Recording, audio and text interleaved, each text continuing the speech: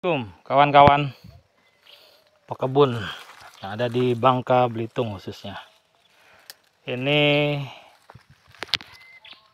saya tanam mungkin 2018 ya. Jadi buah tuh busuk lah. Jadi ini kebun memang tidak terlalu terawat, baru akan dirawat kembali karena yang punya kebun ini banyak gawean. Jadi kemarin mungkin udah lihat postingan video sebelumnya bahwa kebun ini kita lakukan katrasinya terlambat. Waktu kita melakukan katrasi atau pembuangan buah itu memang kita tidak melakukan pembuangan buah terpilih, tapi kita buang habis.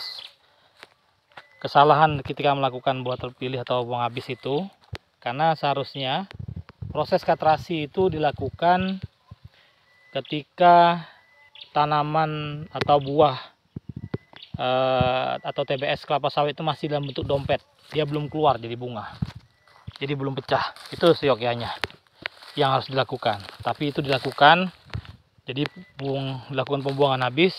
Ya konsekuensinya memang solusi supaya batangnya tidak stres itu adalah kita wajib memberikan pupuk urea, TSP atau NPK lah secara umum. Namun ketika dilakukan karena tidak tepat waktu mengakibatkan tanaman mengalami stres sehingga buahnya tidak terlalu besar-besar.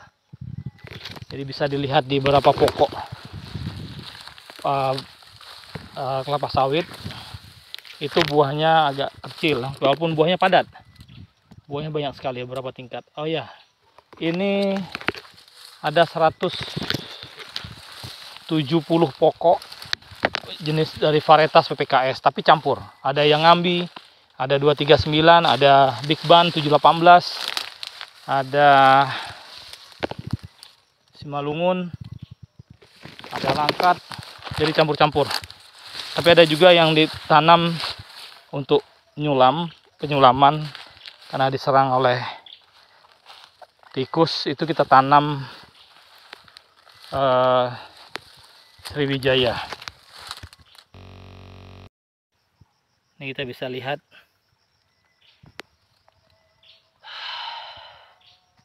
pokok bunga yang keluar ini bunga jantan semua. Ya tidak masalah karena masa pertumbuhan.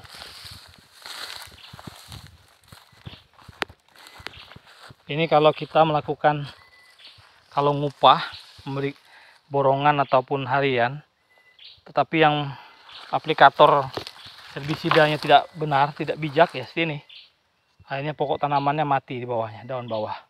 Dan ini kerugiannya cukup besar bagi para pemilik lahan, pemilik kebun, karena menyebabkan tanaman akan stres. Ya ini mencoba untuk mencari atau menyediakan tempat tinggal baru untuk apis cerana. Apis cerana mungkin kawan-kawan tidak asing lagi lah untuk kawan-kawan yang penggiat perlebahan. Ini SJ5. Jadi banyak sekali kesalahan yang dilakukan di kebun ini.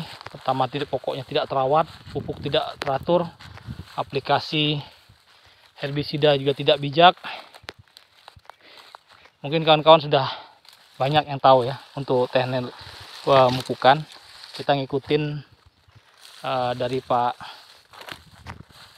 Agus Susanto PPKS, yaitu dengan pola ODRAP, dan itu diatur sebenarnya. ODRAP sendiri udah tahu kan kawan, ODRAP itu organik, dolomit, urea, SP36 dan KCl. Oh iya, salah, habis dolomit itu SP36 dulu. Nah, ini pokoknya lumayan.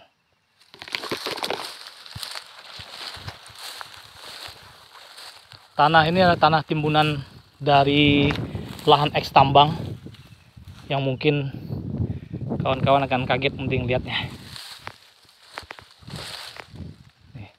Oh ya, kita lihat ya. hutan eks tambang. Ini adalah, sebelah sana adalah KP PT Timah yang sekarang akan dilaksanakan reklamasi, yang lahannya diberikan untuk desa.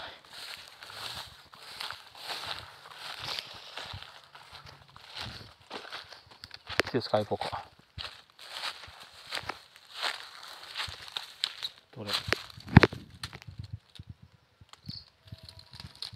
Nanti kebun ini akan terjepit oleh lahan kebun milik desa.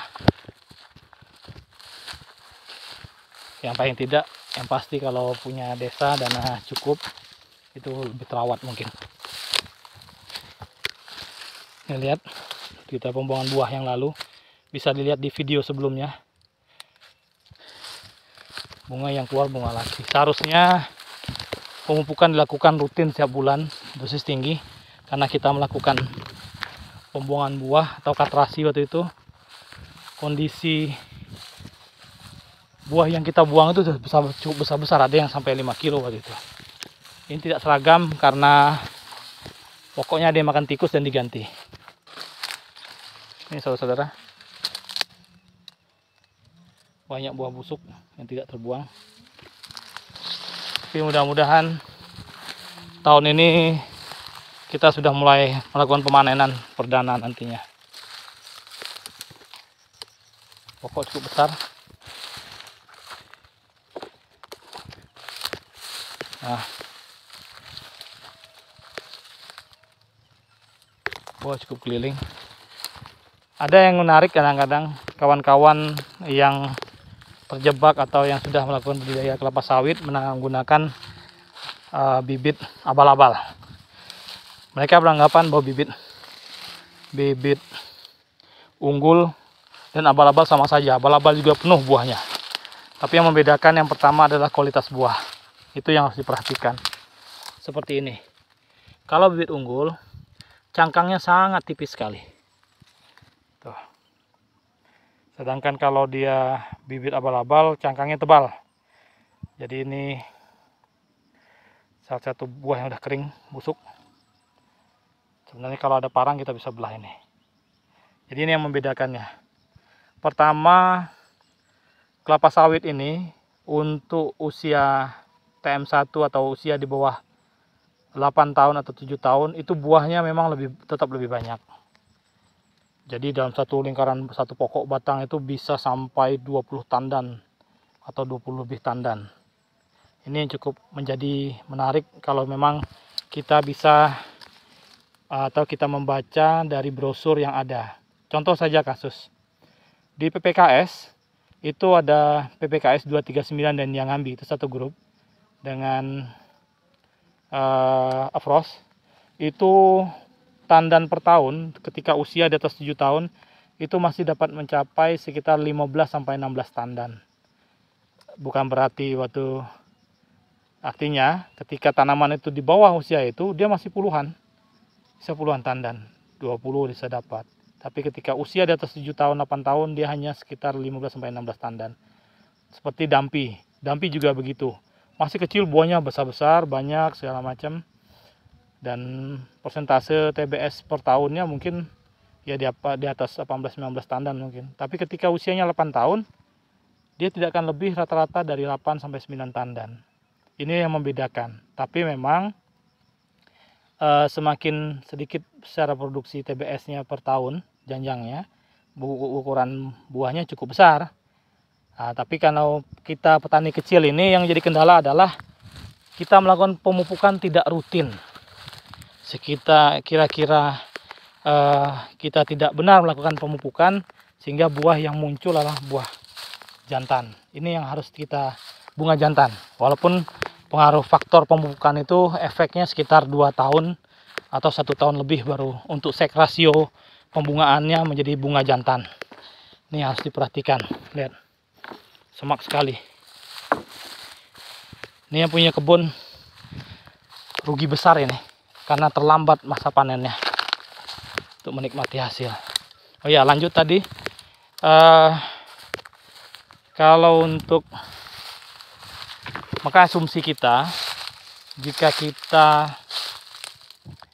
memiliki persentase varietas yang janjangnya lebih banyak, seperti Nigeria atau Topaz 1 atau SJ1, yang persentase pada usia 8 tahun dia masih dapat mencapai ke 7 tahun, 8 tahun ke atas dia bisa mencapai sekitar 18-19 tandan secara persentasenya.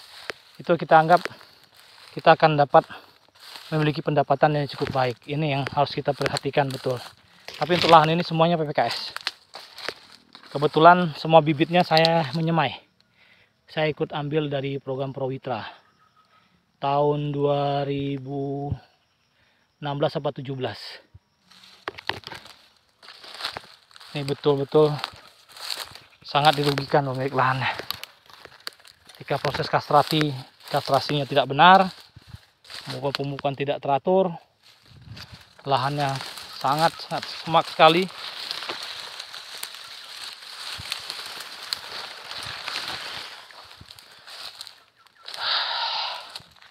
Oke, kawan-kawan, mungkin cukup di sini mungkin kita. Ini, oh iya, ini satu lagi. Lihat, buah yang cukup besar.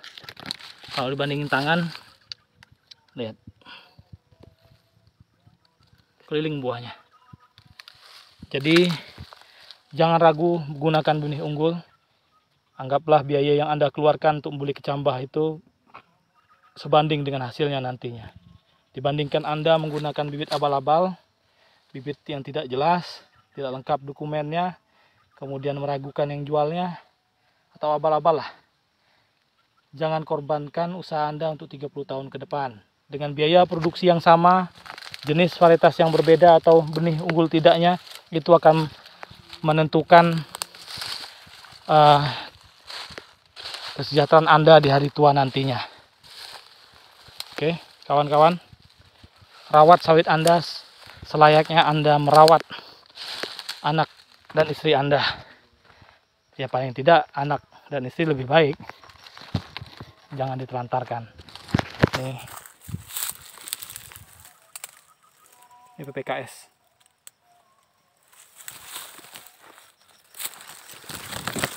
Oke, kawan-kawan, sahabat pekebun semuanya, jangan ragu, tanamlah varietas unggul, baik itu PPKS, Sriwijaya, Topaz, ASD Bakri, TN1 seperti yang video yang saya upload kemarin, TN1 cukup bagus sekali. Kemudian Damimas. Jadi jangan ragu. Anda bisa lihat sendiri.